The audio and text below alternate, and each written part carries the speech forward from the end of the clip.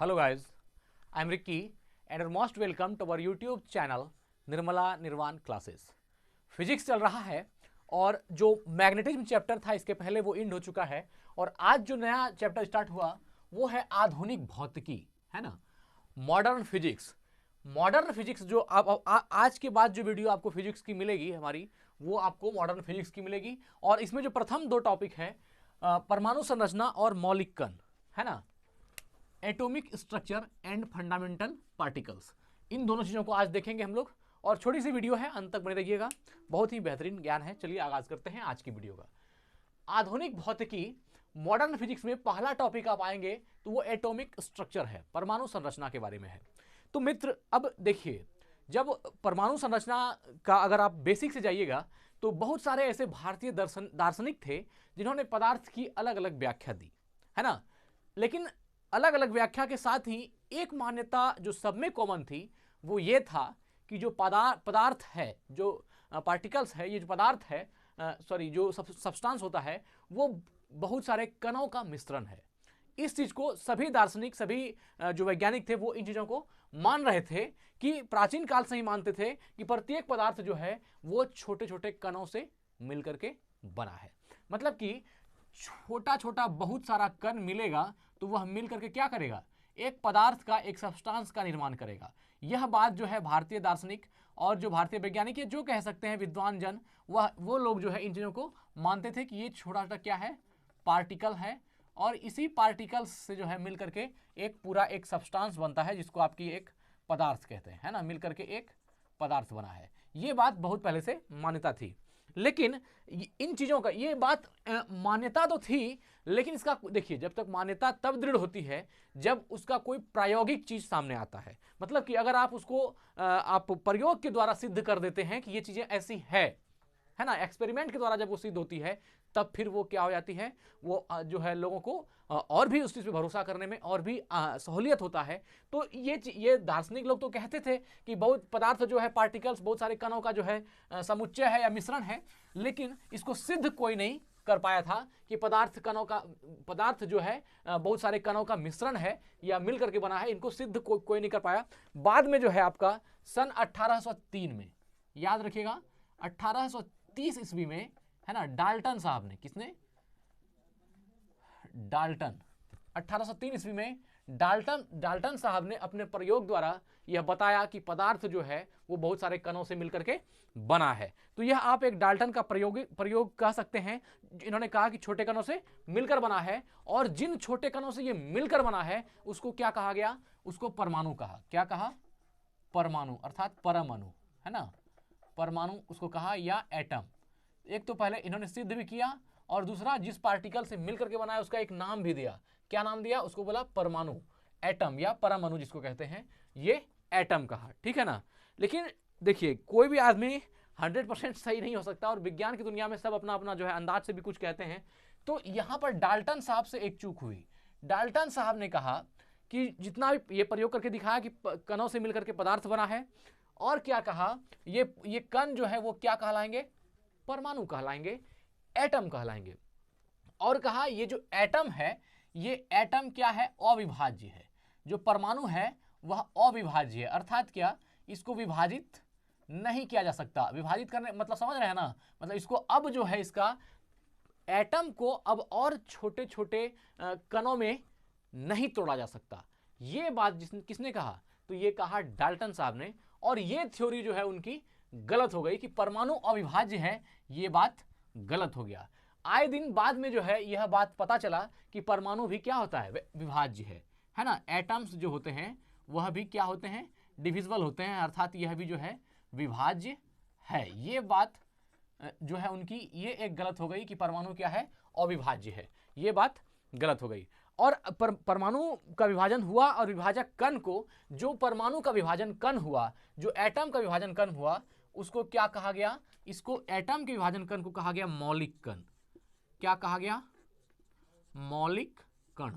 तो अब यहां पर आप देखिए, मौलिक कण हो गया, जो कि एटम्स को भी विभाजित अगर करते हैं तो मौलिक कण होता है। लेकिन डाल्टन साहब ने क्या कहा कि परमाणु अविभाज्य है, और ये गलत हो गया। लेकिन डाल्टन साहब ने ये प्रयोग करके बताया कि बहुत सारे परमाणु मिल करके एक पदार्थ बनाते हैं। ये बात उनकी अच्छी थी, लेकिन ये थोड़ा सा गलत हो गया। अब देखिए मौलिक परमाणु जो है मौलिक कणों से मिल के बना है, जिसको फंडामेंटल,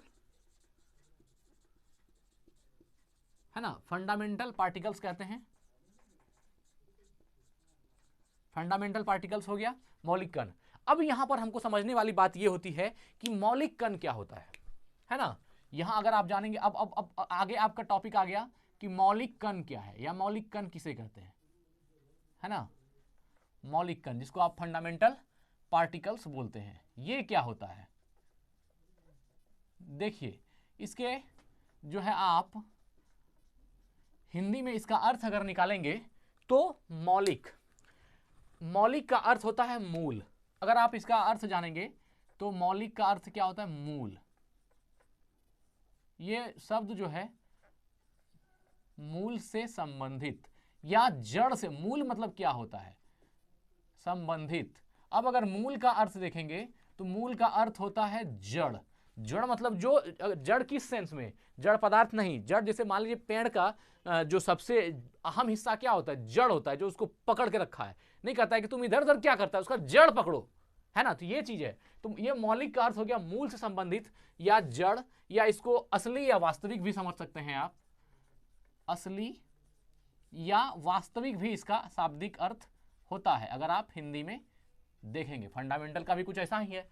तो मौलिक कण जैसे देखिए देह, देह से एक शब्द बनता है दैहिक, है ना, दैहिक।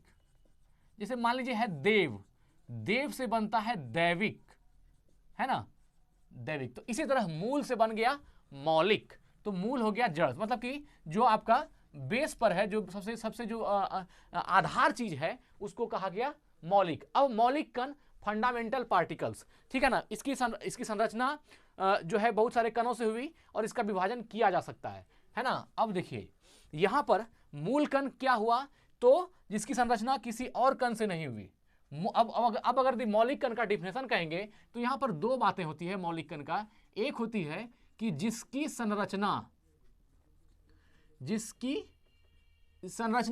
किसी और कण से नहीं हुई,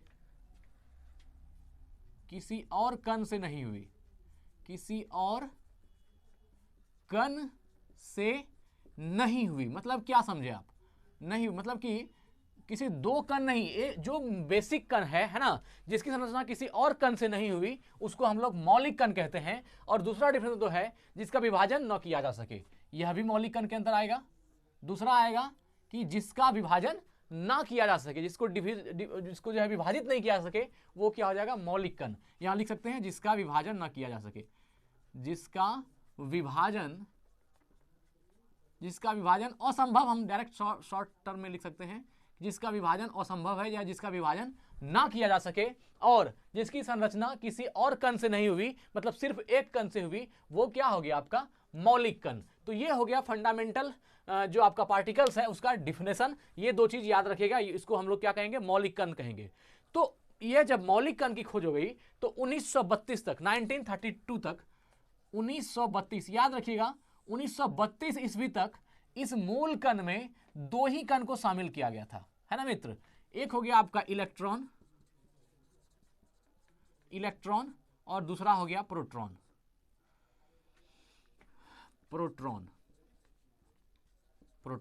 तो इन दो चीजों का शुरू में 1932 ईस्वी तक किसका दो ही कण जो मौलिक कण से संबंधित थे, उसमें 1932 तक कौन कौन आते थे, सिर्फ इलेक्ट्रॉन और प्रोटॉन ही आते थे। और इलेक्ट्रॉन और प्रोटॉन को ही मूल कण जो है मौलिक फंडामेंटल पार्टिकल्स मूल कण माना जाता था। लेकिन 1932 में ही एक वैज्ञानिक हुआ चैडविक, है ना। 1932 ईस्वी में एक वैज्ञानिक थे चैडविक, है ना, चैडविक। इन्होंने जो है इसके साथ एक और कण का नाम जोड़ दिया। इनके द्वारा आविष्कार किया गया न्यूट्रॉन का, है ना, न्यूट्रॉन का। ये तो न्यूट्रॉन का आविष्कार कब हुआ, 1932 में वैज्ञानिक चैडविक के द्वारा। इन्होंने जब न्यूट्रॉन का खोज किया तो अब इन मौलिक कणों में एक संख्या और बढ़ गई और ये हो गया न्यूट्रॉन, है ना, न्यूट्रॉन, जिसका आविष्कार चैडविक साहब ने किया। तो अब मौलिक कण में कणों की संख्या बढ़ गई 3। कौन कौन, तो इलेक्ट्रॉन, प्रोटॉन और न्यूट्रॉन, है ना, इलेक्ट्रॉन, प्रोटॉन तो पहले से था ही, बाद में हो गया खोज न्यूट्रॉन का। अब ये तीनों मिलकर के आ गया किसमें, फंडामेंटल पार्टिकल्स में, मौलिक कण में, ठीक है। इसकी संख्या 3 हो गई, लेकिन क्या हुआ, इसके बाद मूल कणों की संख्या में तेजी से वृद्धि हुई, है ना, मूल कणों की संख्या में तेजी से वृद्धि होना शुरू हुआ। मतलब वैज्ञानिक इस पर जो है खोज करना शुरू कर दिए और मूल कण का रफ्तार क्या हो गया, तेजी से बढ़ता चला गया, मूल कणों की संख्या बढ़ती चली गई। और ये संख्या बढ़ती बढ़ती अगर आज के संदर्भ में बात करें तो आज मूल कणों की संख्या 30 से भी ज्यादा हो गई, है ना। आज मूल कण की संख्या कितनी हो गई, 30 से भी 30 से भी ज्यादा मूल कण हो गए। मतलब ये, और मतलब कि अब इसके आगे और भी बढ़ेगा या घटेगा ये हम नहीं कह सकते हैं, लेकिन जिस समय ये न्यूट्रॉन के खोज के बाद जो है मूल कणों की संख्या 1932 में खोज के बाद जो है मूल कणों की संख्या बढ़ती चली गई और ये अभी कितना हो गया, 30 से भी ज्यादा मूल कण हो गए, है ना। जो आपका फंडामेंटल पार्टिकल्स है इसकी संख्या और भी ज्यादा हो गई। तो इन फंडामेंटल्स में जो आपका कह सकते हैं कि मूल रूप से मेन आपका मौलिक कण है जिसका कि नाम ज्यादा से ज्यादा आपको मिलेगा, उसमें से है आपका इलेक्ट्रॉन, प्रोटॉन और न्यूट्रॉन। 3 तो आप जान ही रहे हैं, है ना, इलेक्ट्रॉन, प्रोटॉन, न्यूट्रॉन। और देखिए पॉजिट्रॉन, न्यूट्रिनो और पाई मेसॉन, ये सब भी है। देखिए हम लिख देते हैं इसको यहां पर, इलेक्ट्रॉन, प्रोटॉन, न्यूट्रॉन, पॉजिट्रॉन, है ना, पॉजिट्रॉन हो गया, और हो जाएगा आपका न्यूट्रिनो, न्यूट्रिनो। ये सभी क्या हो, हम क्या किसका नाम लिख रहे हैं, तो ये सभी मूल कणों का नाम लिख रहे हैं, न्यूट्रिनो। और हो गया पाई मेसॉन, पाई मेसॉन। ये सभी जो है जैसे इलेक्ट्रॉन, प्रोटॉन ये सब कण है, वैसे ही ये सब जो है कण है। पाई मेसॉन हो गया, फोटोन हो गया, है ना, फोटोन, और Higgs boson, Higgs boson.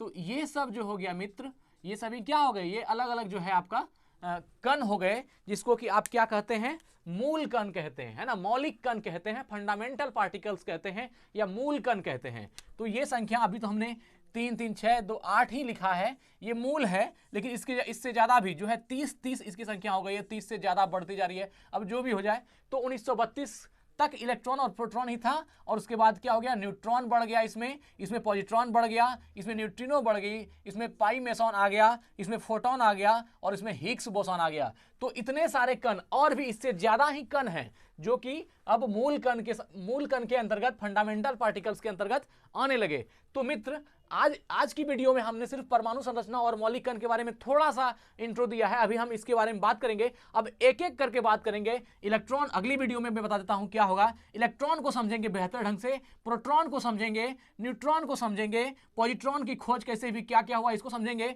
Neutrino का इतिहास जानेंगे, पाई मेसॉन के बारे में जानेंगे, और फोटॉन की कहानी को समझेंगे, और हिग्स बोसॉन के इतिहास को जानेंगे। तो अगली वीडियो में इन सब को लेकर के मैं आपके सामने उपस्थित होऊंगा और सबके बारे में हम लोग बृहत नॉलेज जो है, बृहत ज्ञान पाएंगे। तो आज की वीडियो को यहीं एंड करते हैं। धन्यवाद, स्वस्थ रहें, अपना ख्याल रखें। जय हिंद, जय भारत।